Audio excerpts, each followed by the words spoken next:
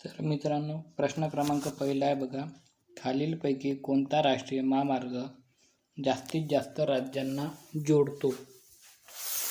तर खालीलपैकी ऑप्शन क्रमांक 2 NH-44 हा राष्ट्रीय महामार्ग सगळ्यात जास्तीत जास्त राज्यांना जोडतो. तर NH-44 हा राष्ट्रीय महामार्ग भारतातील सर्वात लांब महामार्ग आहे. तो श्रीनगर ते कन्याकुमारी या शहरांना जोडतो. तर त्याची एकूण लांबी 3745 किलोमीटर एवढी त्याची लांबी आहे. जर आपण भारतात राष्ट्रीय महामार्गाचा विचार केला तर भारतामध्ये एकूण 599 एवढे राष्ट्रीय महामार्ग आहेत. पुढचा प्रश्न बघा. भारतीय राज्यघटनेतील कलम 14 ते 18 खालीलपैकी कोणत्या गोष्टींशी संबंधित आहे? तर भारतीय राज्यघटनेतील कलम 14 ते 18 हे भाग 3 मध्ये येते. तर भाग 3 ला भारतीय राज्यघटनेच्या मॅग्ना कार्टा असे म्हटले जाते. तर भाग 3 मध्ये मूलभूत हक्कांचा समावेश होत असतो. तर भाग 3 मध्ये कलम 12 ते 35 याचा समावेश आहे. तर 12 ते 35 मधले तिथं गट पाडले आहे. असे एकूण 7 गट आहे. तर त्यामध्ये 14 ते 18 हा गट कशाशी संबंधित आहे असा प्रश्न आहे. तर कलम 14 ते 18 हा खालीलपैकी ऑप्शन क्रमांक 4 समानतेचा अधिकार याच्याशी संबंधित आहे. म्हणजे कलम 14, 15, 16, 17, 18 हे कलम याच्यात येतात. तर कलम 14 मध्ये काय सांगितलेलं आहे तर कायद्यापुढे समानता. कलम 15 मध्ये धर्म, वंश, जात, लिंग यांच्यावरून भेदभाव करणार नाही. कलम 16 मध्ये काय सांगितलं आहे तर रोजगारामध्ये समान संधी. कलम 17 हे अस्पृश्य निवारणाशी संबंधित आहे. तर कलम 18 मध्ये पदव्या नष्ट करण्यात आलेल्या आहे. तर आपण शिक्षणाचा अधिकार म्हटला तर शिक्षणाचा अधिकार हा कलम 21A मध्ये टाकण्यात आलेला आहे.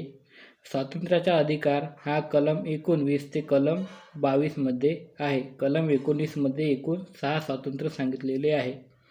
जर धर्म स्वातंत्र्य हा कलम 25 ते 28 मध्ये सांगितलेला आहे. तर एवढ्या गोष्टी लक्षात ठेवणे गरजेचं आहे. पुढील प्रश्न आहे बघा. डॅशच्या पाण्यात अंध डॉल्फिन आढळतात. तर खालीलपैकी ऑप्शन क्रमांक 3 गंगा नदीच्या पाण्यामध्ये ह्या अंध डॉल्फिन आढळत असतात. तर अंध नदी डॉल्फिनला गंगा डॉल्फिन या नावाने सुद्धा ओळखले जाते आणि ते गंगा नदीच्या पाण्यामध्ये आढळतात. तर ही एक धोक्यात असलेली प्रजातीमध्ये या डॉल्फिन मोडत असतात. तर हे डॉल्फिन संशोधन केंद्र भारतामध्ये कोणत्या शहरात आहे तर याचे उत्तर तुम्हाला कमेंटमध्ये द्यायचे आहे. पुढचा प्रश्न बघा. केरळला तामिळनाडूशी जोडणाऱ्या महत्त्वाच्या खिंडी कोणत्या आहेत? तर केरळला तामिळनाडूशी जोडणारी खिंड हे खालीलपैकी ऑप्शन क्रमांक 2 पालघाट खिंड या नावाने ओळखली जाते. जर बोरघाटचा विचार केला आपण तर बोरघाट खिंड ही महाराष्ट्रामध्ये आहे, जी मुंबई ते पुणे या शहरांना जोडते. ठळघाट खिंड ही महाराष्ट्रामध्ये आहे, जी मुंबई ते नाशिक या शहरांना जोडते. अजून एक खिंड आपल्याला विचारती आहे झोजिला खिंड. तर ही झोजिला खिंड ही जम्मू काश्मीरमध्ये आहे. पुढील प्रश्न आहे बघा. अल निनो ही एक जटिल हवामान प्रणाली आहे, जी दर 3 ते 7 वर्षांनी एकदा दिसते. येथे अल निनो शब्दाचा अर्थ काय आहे? तर अल निनो शब्दाचा अर्थ खालीलपैकी ऑप्शन क्रमांक 2 बाल ख्रिस्ती मान्सून असा होतो. पुढील प्रश्न आहे बघा. हिवाळ्याच्या सुरुवातीला तामिळनाडूच्या किनारी भागात कशामुळे पाऊस पडतो? तर हिवाळ्याच्या सुरुवातीला तामिळनाडूच्या किनारी भागामध्ये खालीलपैकी ऑप्शन क्रमांक 1 ईशान्य मान्सूनमुळे पाऊस पडत असतो. तर ईशान्य मान्सून पाऊस हा ऑक्टोबर ते नोव्हेंबर ह्या महिन्यामध्ये पडतो. यालाच आपण परतीचा पाऊस असे म्हणतो. त्यानंतर याची दिशा ईशान्येकडून नैऋत्येकडे आहे, म्हणून त्याला आपण ईशान्य मान्सून असे म्हणतो. जर नैऋत्य मान्सूनचा विचार केला आपण तर हा जून ते सप्टेंबर या कालावधीत पडतो. तर हा पाऊस संपूर्ण भारतात पडतो. तर ज्या ईशान्येचा पाऊस आहे ह्या ऑक्टोबर ते नोव्हेंबरमध्ये पडतो आणि तो रब्बी पिकासाठी महत्त्वाचा असतो. पुढील प्रश्न बघा.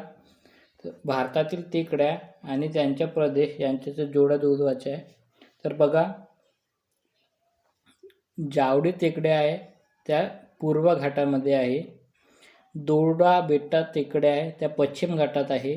जैतिया हिल्स ह्या मेघालय पठारामध्ये आहे. तर पटकाई या पूर्वांचलमध्ये आहे. तर ऑप्शन क्रमांक 3 आपले योग्य उत्तर राहील. पुढील प्रश्न बघा. खालीलपैकी कोणत्या नद्यांचा गट द्वीपकल्पीय नद्यांच्या उत्तरेकडून दक्षिणेकडे योग्य क्रम आहे? तर उत्तरेकडून दक्षिणेकडे क्रम खालीलपैकी ऑप्शन क्रमांक 1 महानदी, त्यानंतर गोदावरी, त्यानंतर कृष्णा, त्यानंतर कावेरी असा गट आहे. महानदीवर एक महत्त्वाचे धरण आहे ते म्हणजे हिराकुंड धरण. प्रश्न विचारतो, हिराकुंड धरण हे कोणत्या नदीवर येते? तर हिराकुंड धरण हे महानदीवरील आहे. गोदावरी ही द्वीपकल्पावरची मोठी नदी तर भारतातली दुसरी मोठी नदी ही आहे. त्यानंतर पुढील प्रश्न आहे, खालीलपैकी कोणता ॲटोलशी संबंधित आहे? तर खालीलपैकी उष्णकटिबंधीय महासागरामधील कोरल रीफ असलेली निम्न बेटे ही ॲटोलशी संबंधित आहे. प्रश्न पुढचा आहे, भारतात कोणत्या बँका किंवा संस्था कृषी आणि संलग्न क्रियाकलापांना कर्ज वितरित सर्वाधिक वाटा आहेत? तर खालीलपैकी ज्या व्यावसायिक बँका आहेत त्यांच्या कृषी आणि संलग्न क्रियाकलापांना कर्ज वितरणात सर्वाधिक वाटा आहे. तर तो जवळपास 60% एवढा वाटा आहे. पुढील प्रश्न बघा. महान बर्फाचे 5 खजिना म्हणून ओळखले जाणाऱ्या भारतातील पर्वत शिखराचे नाव सांगा. हे 5 खजिने कोणते आहे? सोने, चांदी, रत्ने, धान्य व देवाची पवित्र पुस्तके. तर महान बर्फाचे 5 खजिना म्हणून ओळखल्या जाणारा जो पर्वत शिखर आहे त्याचे नाव आहे खालीलपैकी ऑप्शन क्रमांक 2 कांचनगंगा हे आहे. तर कांचनगंगा हे जगामध्ये 3ऱ्या क्रमांकाचे मोठे शिखर आहे. जर पहिल्या क्रमांकाचा विचार केला तर तो माउंट एव्हरेस्ट आहे. दुसऱ्याचा विचार केला तर K2 शिखर हे आहे आणि तिसरा हे कांचनगंगा आहे. तर कांचनगंगा हे शिखर पूर्व हिमालयामध्ये स्थित आहे. पुढील प्रश्न आहे बघा. खालीलपैकी कोणत्या योजनेचा उद्देश ग्रामीण भागासाठी एकात्मिक मालमत्ता प्राधिकरण समाधान प्रदान करणे आहे? तर खालीलपैकी ऑप्शन क्रमांक 2 स्वामित्व या योजनेचा उद्देश ग्रामीण भागासाठी एकात्मिक मालमत्ता प्राधिकरण समाधान प्रदान करणे आहे. तर याची सुरुवात पंचायत राज मंत्रालय या मंत्रालयाने याची सुरुवात केलेली आहे. पुढील प्रश्न बघा. बास्केटबॉल कोर्टला काय म्हणतात? तर बास्केटबॉल कोर्टला खालीलपैकी ऑप्शन क्रमांक 2 कोर्ट असे म्हणतात. पुढचा प्रश्न आहे, कोयना, तुंगभद्रा आणि भीमा नदी हे डॅश डॅश नदीच्या प्रमुख उपनद्या आहे. तर कोयना, तुंगभद्रा आणि भीमा या नद्या खालीलपैकी ऑप्शन क्रमांक 2 कृष्णा नदीच्या प्रमुख उपनद्या आहेत. कृष्णा नदीचा उगम महाराष्ट्रात महाबळेश्वर येथे होतो. तर भीमा नदी ही कृष्णा नदीला